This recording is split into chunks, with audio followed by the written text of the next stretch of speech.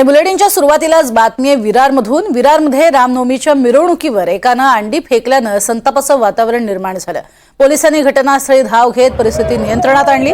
शोभायात्रा सुरू असताना एका अज्ञात व्यक्तीनं इमारतीतनं अंडी फेकल्याचा आरोप होतोय। या प्रकरणी पोलिसांनी एकाला ताब्यातही घेतलंय। अर्थातच सीसीटीव्ही फुटेजच्या आधारे नेमका हे कृत्य कोणी केलं हेही समजणं सहज शक्य आहे आणि सध्या एका आरोपीला ताब्यात घेण्यात आलेलं आहे।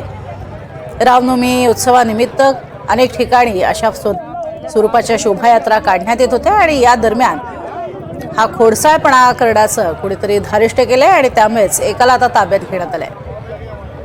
याचा आढावा घेतलाय आमचे प्रतिनिधी मनोज सातवी यांनी।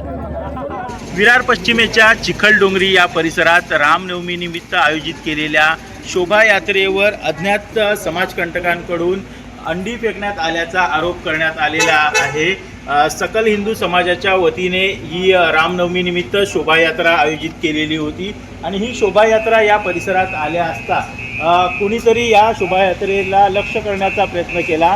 मात्र या घटनेनंतर परिसरात तणावाचं वातावरण निर्माण झालं। पोलिसांनी घटनास्थळी तात्काळ धाव घेतल्यामुळं कुठलाही अनुचित प्रकार घडला नाही।